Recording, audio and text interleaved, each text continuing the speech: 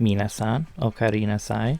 Today we have yet another gorgeous, talented lady. She's also very bodacious, for lack of a better word, and I don't really have a better intro, so let's just talk about her already. Sumire Uesaka, born December 19th, 1991 in Kanagawa Prefecture. She is currently affiliated with Spacecraft. Sumire entered the entertainment industry at the age of 9 when she was scouted by Spacecraft's Junior Talent Division. In 2009, she landed her first regular radio gig as the host of web radio Dengeki Bunko. And in 2011, she transferred to the animation division of Spacecraft due to her interest in becoming a voice actress. In 2011, she debuted, with a main role in fact, Sora Takanashi, in a show called Listen to Me Girls, I'm Your Father. I cannot make this title up. I definitely assumed this was some ecchi harem, but no, it's actually a wholesome slice-of-life comedy. This year, she was also Yoshiaki Mogami in Sengoku Collection, Karo Setouchi in Kokoro Connect, Nona in Girls Un Panzer, also voicing the character Pyotan. 2 roles in the same series in her first year. Nice. But this next one is a big one. Sanae Dekomori in Chunibyo. One of my favorite characters and one of my favorite series. 2013, 5 sole roles. I haven't heard of any of these series, so I'll only cover the 2 main cast roles. Tamaki Kanazuki in Good Job Boo. Suzuko Momori is also in this apparently. Rika Yoshitake in Genshiken Nidame. And one supporting role would be Elva Heinaiman in Outbreak Company. There was also an animated video for one of her songs, that being Kakume Teki Broadway, Shugosha Dome. 2014, Yachiyo Inugame in Inugame-san and Nekoyama-san. Their names are references to cats and dogs. I noticed despite not seeing the show because I am a weeb, and so are you. Momoka Oginome in Cross Ange, Tita in Lord Marksman and Vanities. Finally for this year, Soji Mitsuka in Gonna Be the Twin Tail. A show literally focused on girls getting twin tails to power up. I absolutely love it. Well, actually, aside from anime, she was part of a seiyuu unit called Dot Lady. Herself and 4 other seiyuu. They were only active for 2 years, released 2 singles and an album. 2015, we've got some big roles. First, Anastasia in Idolmaster Cinderella Girls. Next, Choo Choo in Show by Rock, and Shoutier in Overlord. Some other roles would include Kiko Hoshino in Concrete Revolutio, Eru Miru in Plastic Memories, and Oboro Tsukimigusa in Shimoneta. Also singing the ending theme, which is a banger. I will also mention she had 3 roles in Kantai Collection, Soryu and Hiryu, I assume they are sisters, but also a main character, Fubuki.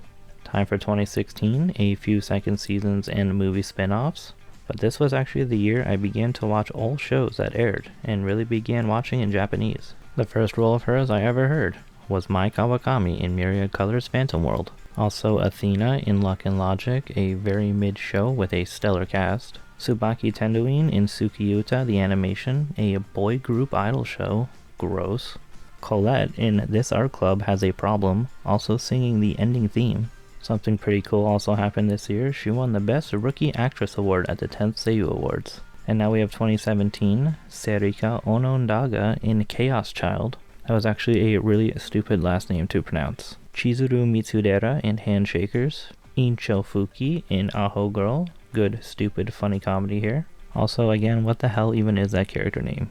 Inchao? So odd. Honestly, sounds like a Pokemon to me. Sorry to get off topic, but now we have a few more roles. Aletta in Restaurant to Another World. Lean in Another World with My Smartphone, singing the ending theme for episodes 7 through 12. Double Mari's coming up. First, Mari Shirako in Uehara, also singing the opening theme. And Mari Inuyashiki in Inuyashiki. Honestly, a good show. Not like anything I've ever seen before, and the opening goes hard.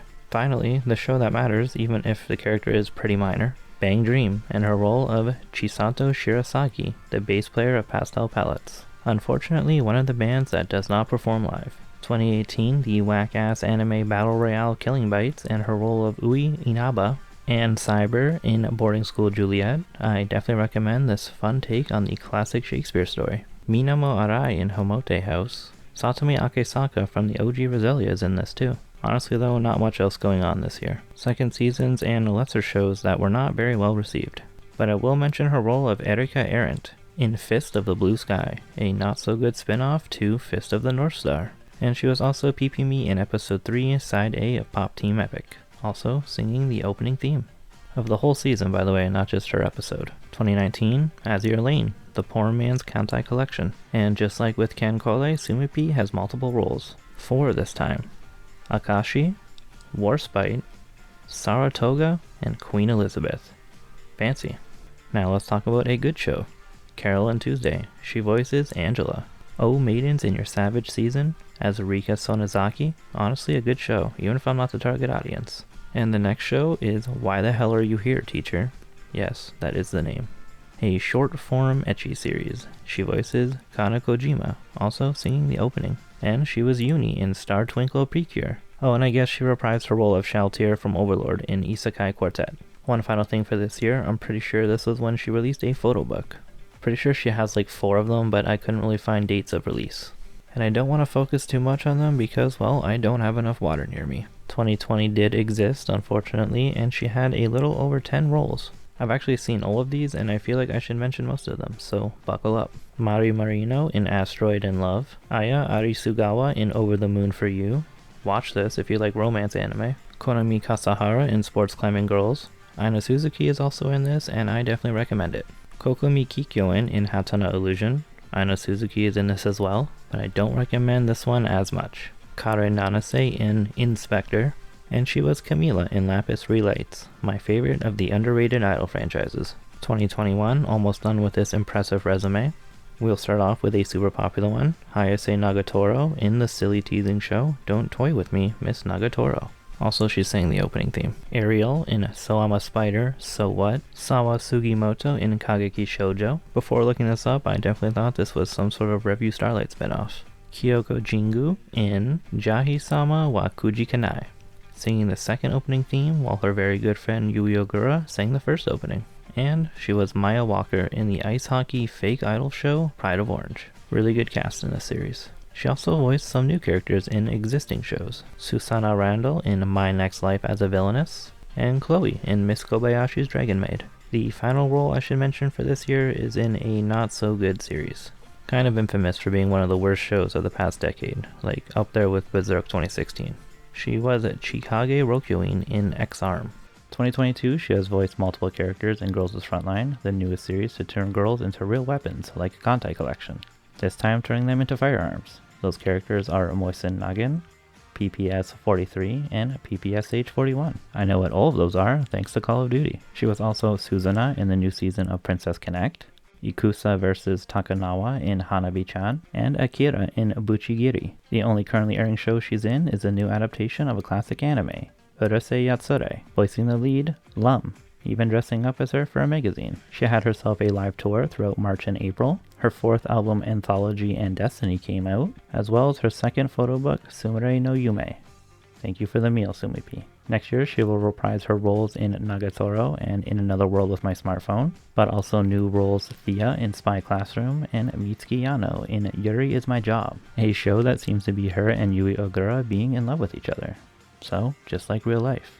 Nice. Sign me up. She'll also be singing the opening for Nagatoro, her 13th single, Love Crazy, and the ending with the main cast. Keeping up with music, I only mentioned the themes that she sang alone, but singing the ending or opening with the rest of the main cast is pretty common. So I will quickly mention some of the more popular shows that she sang with the cast. The openings of Show by Rock and Idolmaster, and the endings of Gonna Be the Twin Tail, Chunibyo, both seasons, and Sports Climbing Girls. That is honestly just to name a few. She has about 30 music credits in anime. As for music in general, she has released 4 albums and 11 singles, most of those singles used for anime.